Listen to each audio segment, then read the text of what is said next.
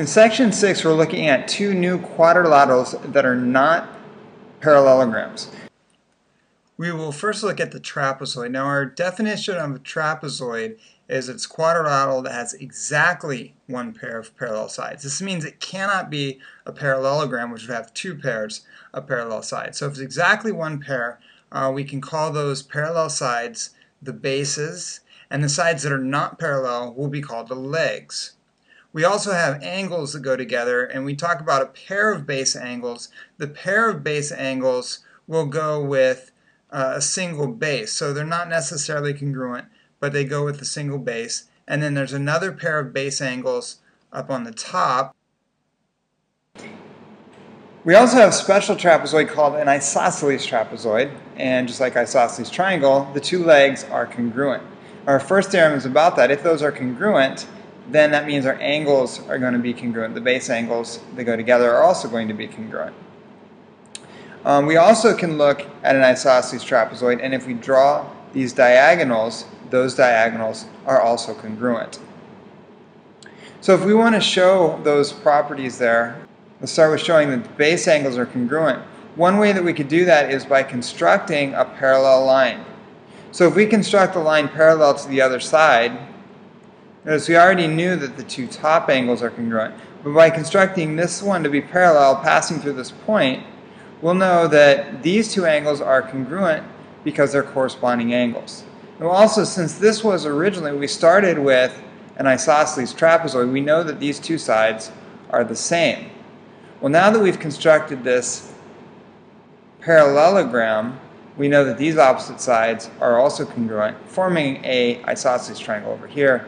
So these angles would also be congruent. And so the base angles of any trapezoid are going to be congruent. We could do something similar to these angles over here. For this one, the proof would involve us taking this apart and getting two different triangles. The next one is looking at mid-segments of trapezoids. So if I have a trapezoid and I make some midpoints there, then what's going to happen is that mid-segment, the middle one, MN, is going to be equal to half of the sum of the other two. Or basically it's the mean of those two numbers. So if I take 3 and 7 here, I'm looking for the mid-segment, we'll call it x.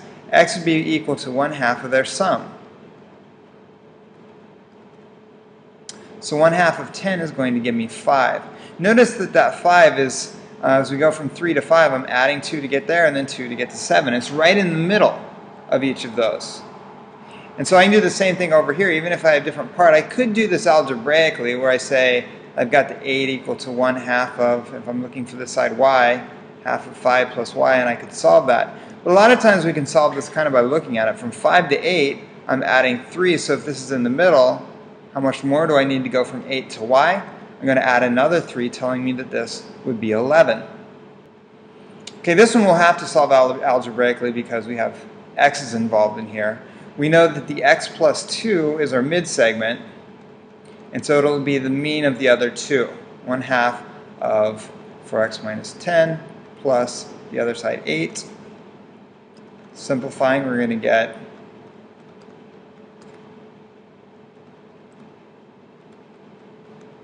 this. We can distribute the 1/2 in, giving us 2x minus 1. Move the x over, add 1 to both sides, and we get x equals 3. Now we could go back and check that just to make sure. 3 plus 2 would give me 5. And 4 times 3 is 12. 12 minus 10 is 2. If we look from 2 to 5, we're adding 3. 5 to 8, we're also adding 3. And so that is in the middle there. Okay, the next figure we'll look at is a kite. With a kite, we have two pairs of consecutive sides congruent. Okay, so they have to be the sides next to each other that are marked as congruent. And one of the properties there is that if we draw the diagonals, they are going to be perpendicular. Now, this is different from some of the other ones, like the rounds we looked at, because our diagonals are not bisecting each other. So we're not necessarily a parallelogram. Okay, for proof of this theorem, I'm going to do it a little different than the way the book did it. If we think of these two overlapping triangles like this, notice that we have side, side, side here, if we use the reflexive property. So we know that these two triangles, ABC, congruent to triangle ADC, as long as we use the reflexive property there. Now, since those two triangles are congruent, we would also know that these two angles are congruent, and that would also give us these two angles congruent. But we really only need one of those pairs for this proof. And if we know that those two angles are congruent, and we also notice that we have an isosceles triangle, so angle ADB, let's just call that angle 5 and 6, and those are congruent by the isosceles triangle theorem. And since we have an isosceles triangle with an angle bisector, we know that it's also a perpendicular bisector. And then more specifically, we can just say that AC is perpendicular to BD.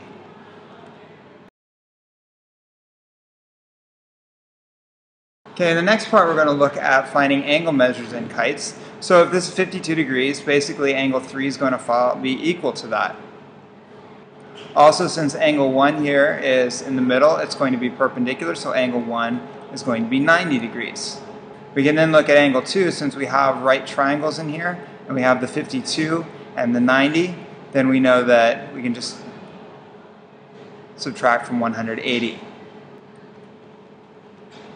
And that leaves us with 38 degrees.